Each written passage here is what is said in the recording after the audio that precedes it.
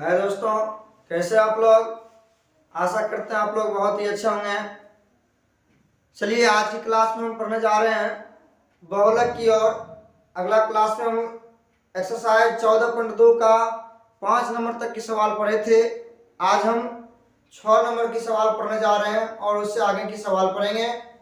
दोस्तों, बहुलक बहुत ही इंटरेस्टिंग सवाल है और यह सवाल बारंबार पूछता भी है।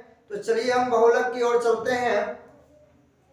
अब जैसे 6 नंबर की सवाल कहा था कि बहुलक ज्ञात करना है, जिसमें उम्र दिया हुआ, वर्षों में बारंबारता दिया हुआ है। दोस्तों बताए थे कि जो सबसे अधिक बारंबारता हो, तो सर्वाधिक बारंबारता वाला जो वर्गंतराल होगा उसको हम वर्ग चिन्ह मानते हैं, ये बहुलक वर्ग मानेंगे। तो यहां पर लिखेंगे हम बहुलक वर्ग बराबर देखिए उच्चतम बारंबारता 28 है, 28 वाला वर्ग जो है वर्गंतराल 30 40। तो लिखेंगे दोस्तों 23 और 40। अब देखिए बताए थे बहुलक वर्ग की निम्न सीमा को L कहते हैं, तो L बराबर 23। उसके बाद उच्चतम बारंबारता को F1 कहते हैं, तो F1 बराबर 28। उसके बाद FO बहुलक वर्ग के ठीक पूर्व की बारंबारता, तो बहुलक वर्ग के ठीक पहले की बारंबारता कितना है, 25 है। तो यहां पर लिखेंगे हम FO बराबर 25। अब देखिए F2 बराबर दोस्तों बहुलक वर्ग के ठीक बाद की बारंबारता, तो बाद की बारंबारता कितना 25 है, लिखेंगे 25। उसके बाद H बराबर होता है वर्ग या परिसर, तो यहाँ देखिए यह 30 और 40 का अगर परिसर निकालेंगे तो यहाँ 40 में से 30 घटाएंगे तो H बराबर हो जाएगा 10। अब देखिए बहुलक बराबर हम सूत्र बताए थे कि L plus F1 minus FO बटा 2F1 minus FO minus F2 गुना H।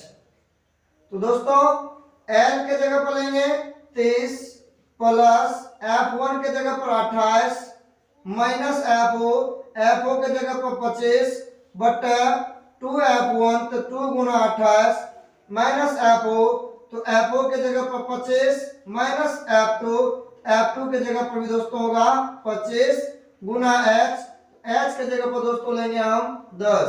तो चलिए 10 लिए। अब देखिए 30 प्लस 28 में से 25 घटाएंगे 13। अब देखिए 2 गुना 28 56 माइनस 25 माइनस 25 तो यह हो जाएगा माइनस 50 गुना 10। तो दोस्तों 30 प्लस 3 बटा 6 गुना 10। अब देखिए 30 प्लस 10 30 बटा 6, तो 6 पंचे 23। अब 30 में 5 को जोड़ेंगे 35 होगा। तो दोस्तों बहुत ही अच्छा सवाल है। इसी तरह से हम उम्मीद करते हैं कि आपको 7 नंबर का सवाल बन जाएगा, 8 नंबर का बन जाएगा, 9 बन जाएगा, 10 बन जाएगा। तो चलिए अब हम 11 नंबर की सवाल की चर्चा करते हैं। चलिए दोस्तों अब हम 11 नंबर के सवाल की चर्चा करते हैं। देखिए इसमें कहते हैं नीचे लिखे आंकड़ों का बहुलक ज्ञात करें जिसमें प्राप्तांक दिया हुआ है से कम के फॉर्म में छात्रों की संख्या दिया हुआ। तो देखिए दोस्तों यहाँ पर छात्रों की संख्या जो दिया हुआ है ये संचयी बारंबारता। हम इससे अगले क्लास में बताए थे कि बारंबारताओं का योग होता संचयी बारंबारता, और जब संचयी बारंबारता दिया हो उससे हम बारंबारता निकालेंगे। तो पहले देखिए वर्गअंतराल से कम के फॉर्म में, तो 10 से कम हम यहाँ 0 से 10 भी ले सकते हैं और यहाँ पर 10 से कम भी लिख दिए। उसके बाद देखिए दूसरा 10 20 20 30 30 40 40 और 50, जिसमें छात्रों की संख्या दिया हुआ 3 8 17 20 22। अगर इसमें आप लोग को कहीं डाउट हो कि यह संचयी बारंबारता कैसे होगा, तो दोस्तों याद रखिएगा जब यह संख्या बढ़ते हुए क्रम में जा रहा है, जब यह संख्या बढ़ते हुए क्रम में जा रहा है तो याद रखिए यह संचयी बारंबारता ही होगा। अर्थात यहाँ पर छात्रों की संख्या दिया हुआ है, इससे हम बारंबारता निकाले हैं। देखिए 3 अब क्या करेंगे, इस 3 को 8 में से घटाएंगे 5। अब देखिए इस 17 में से 8 को घटाएंगे तो 9, 20 में से 17 घटाएंगे तो 3, और 22 में से 20 घटाएंगे तो 2। अब देखिए सबसे अधिक बारंबारता क्या है, 9। तो यहां पर हम लिखेंगे बहुलक वर्ग बराबर 20 30। तो चलिए यहां लिखते हैं बहुलक वर्ग बराबर, बहुलक वर्ग बराबर 20 30। अब देखिए L बराबर क्या होगा, तो बहुलक वर्ग की निम्न सीमा 20। अब देखिए यहां पर उसके बाद F1 बराबर उच्चतम बारंबारता 9, FO बराबर बहुलक वर्ग के ठीक पूर्व की बारंबारता 5, F2 बराबर बहुलक वर्ग के ठीक बाद की बारंबारता तो 3, H बराबर जिसको लोग परिसर कहते हैं या वर्गमाप, इन दोनों के बीच कितना का अंतर है, 30 में से 20 घटाइए तो यह हो जाएगा 10। अब दोस्तों बहुलक बराबर MO बराबर सूत्र होता है L plus F1 minus FO बटे 2F1 minus FO minus F2 गुना H।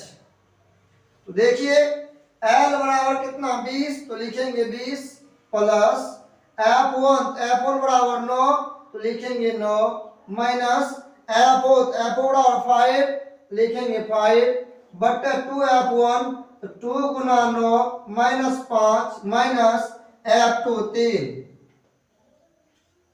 गुना 10। अब देखिए 20 प्लस, अगर यहां पर हम 9 में से 5 घटाएंगे 4 बटा 9 गुना 18 माइनस ये माइनस 5 माइनस 3 जुड़ जाएगा तो माइनस 8 गुना 10। तो चलिए यहां से देखते हैं 20 प्लस 4 बटा 18 में से 8 गया 10 गुना 10, तो यह 10 और 10 कैंसिल हो गया तो लिखेंगे 20 प्लस 4 बराबर 24। तो बहुत ही आसान तरीका से सवाल बन जाता है और बहुत ही आसान सवाल है दोस्तों। यही सवाल बिहार बोर्ड में 5 नंबर का पूछता है। तो चलिए अब इस तरह से हम उम्मीद करते हैं कि आपको 12 का हो जाएगा, क्योंकि 12 में सेम सवाल है, यहाँ पर दिया हुआ से कम वहां पर दिया से ज्यादा, तो इसी तरह से लोग निकाल लेंगे।